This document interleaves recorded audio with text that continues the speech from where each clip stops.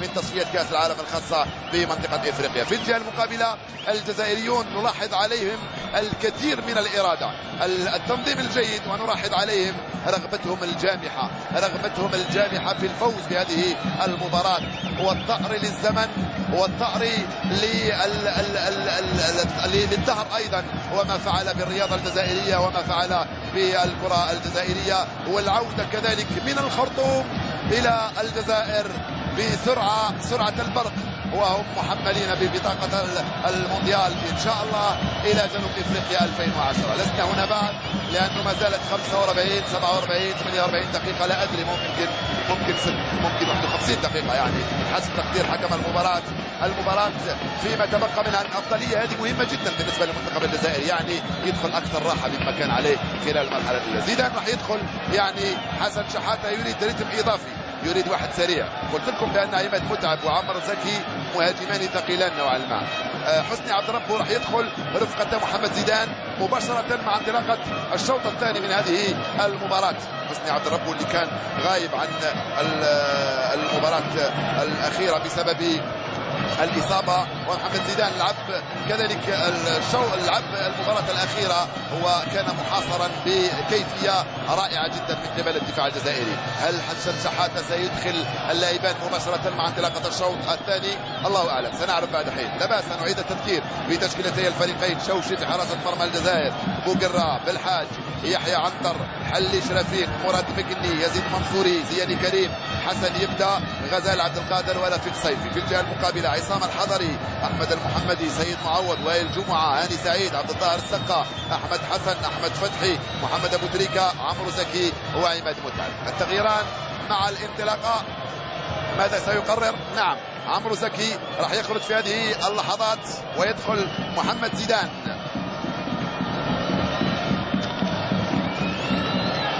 وكذلك خل حسني عبد ربه في مكان اعتقد احمد فتحي او احمد حسن. ترى من هناك وفي خطا يصفر الحكم لصالح المنتخب الجزائري. الحكم المساعد اعتقد قال بان هناك وضعيه تسلل او عوده من التسلل. ضربه الانطلاقه تعطى في هذه الاثناء لصالح المنتخب المصري. يلا يا عنتر، يجب أن تدخل التاريخ بفضل هذا الهدف الذي سجلته، وسيحفزك أكثر في الدفاع لأنك تريد أن تكون أنت صاحب الهدف الذي يؤهل الجزائر إلى المونديال. أنت خصيصا يا عنتر أذكر جيدا عندما انضميت إلى المنتخب الآمال الجزائري في سنة 2003 كنت طفلا صغيرا لم يثق فيك البعض، وضعنا فيك الثقة وصرت عملاقا اليوم، وصرت تلعب في نادي بوخوم. جئت من باستيا، طبعا عندما كنت صغيرا لعبت في مدرسة ميلوانسي. توصل الكرة مباشرة لغزال، دعت له الكرة، هاني سعيد يسترجع هذه الكرة، تبقى في الوسط. الجزائريون يبدو أنهم لن يعودوا منذ البداية إلى الخلف، وفيه تقديم الرجل من عبد القادر غزال يصفرها حكم المباراة لصالح المنتخب المصري. حذاري من محمد زيدان، سريع جدا، اعتقد اللي خرج هو احمد فتحي. من احمد المحمدي مع زيدان، يرجع للخلف ناحية وائل جمعة، يلعبها على الجهة اليسرى مع رفيق سيد معوض.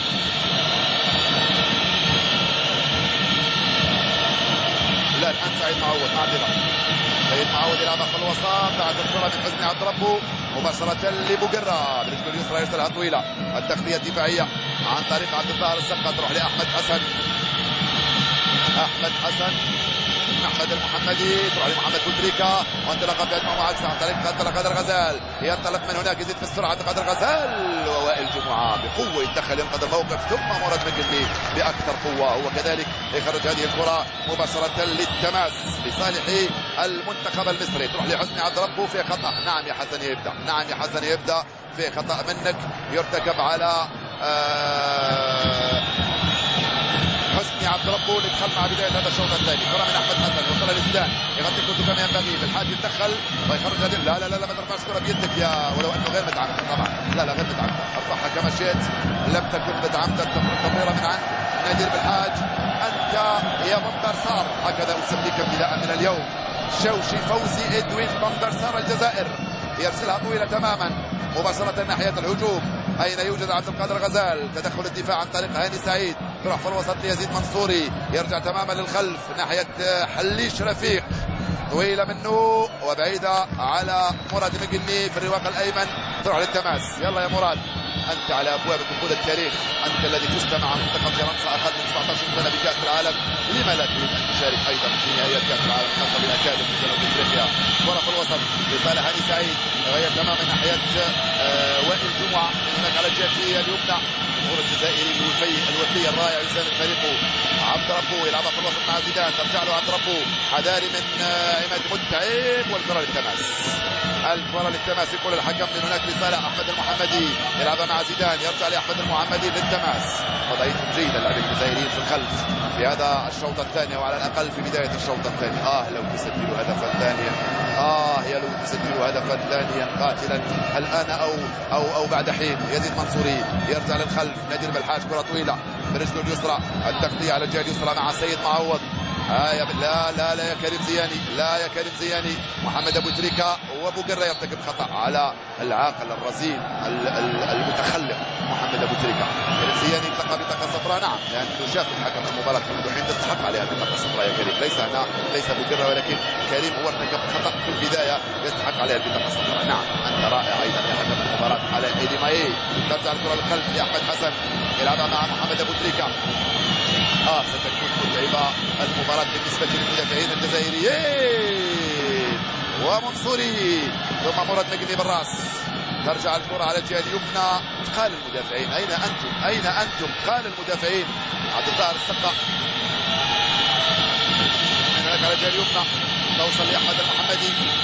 أحمد المحمدي وحليش، رائع جدا حليش ينقذ الموقف ويخرج هذه الكرة.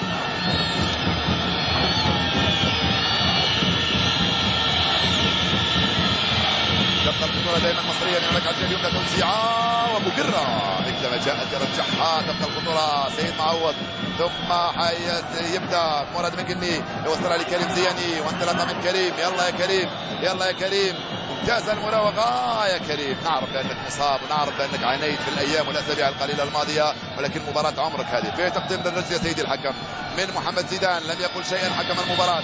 طلع عليه احمد المحمدي من هناك على الجهه اليمنى، يرجع للخلف لحسني عبد ربو.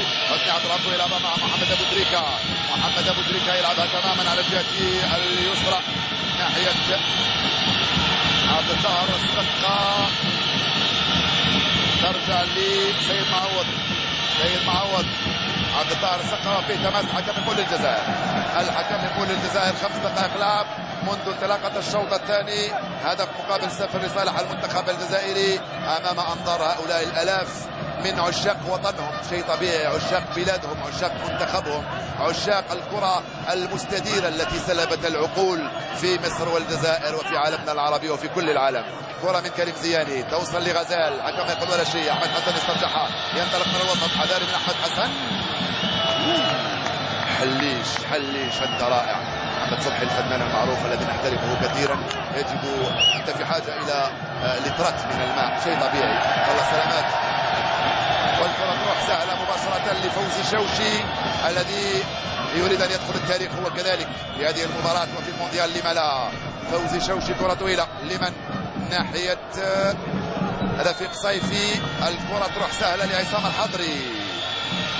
عصام الحضري، هو الريتم اللي يحبوه الجزائريين، يعني هذا هو الريتم البطيء. حذاري من محمد زيدان، حذاري. اوه حليش، اوه لا يا رائع حليش. تروح لكريم زياني، طويله منه بحثا عن غزال وصيفي، توصل لصيفي، وقفها براسه في حاجه لمساعده. فات الكره هذه رفيق صيفي، ترجع لعبد القادر السقا على الجهه اليسرى، يلعبها مع سيد معوض مع كريم زياني. هاي ممتاز سيد معوض، المراوغه. تبقى الكره دائما مصريه. سيد معوض، عوده زياني. سيد معوض وخطا، الحكم ما قال ولا شيء، قال خطا لصالح المنتخب المصري. لا يا حسني عبد ربه، هناك حكم هو الذي يجري البطاقات وليس انت، هو الذي يقرر وليس انت. شوف الحكم ايدي ماي يحذر في كريم زياني، يقول له حذاري سمنحك البطاقه الحمراء. كره من هناك على الجهه اليمنى، الحكم يقول يعاد تنفيذ الخطا من مكان وقوعه. احمد المحمدي يرجع الكره تماما لمحمد بوتريكا. كل يغني ليلاه. محمد ابو تريكه يلعبها مع عماد متعب.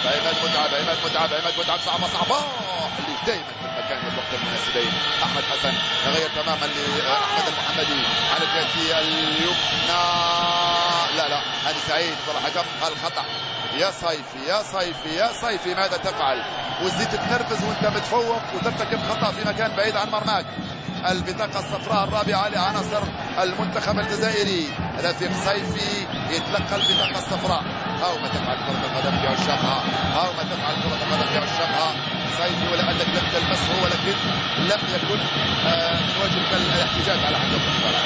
8 دقائق الآن، هدف مستقبل الجزائر امام منتخب مصر. المهم عندنا الافضلية مهما كان الان المنتخب الجزائري عنده الافضلية. حسني عبد الرب مرفوعة وجانبية، مرفوعة من حسني عبد الرب وجانبية. الكرة هذه ربكم هو ربنا جميعا، والمباراة هي في كرة القدم، والفوز سيكون للأحسن، والذي يتأهل ويفوز هو الذي سنشجعه في المونديال بكل صراحة من دون مبالغة ولا مجاملة ولا مزايدة ولا نفاق. الذي يتأهل حتى وإن تأهل المنتخب المصري سنكون معه مثل ما كنا في نهائيات كأس أمم أفريقيا 2006 و2000.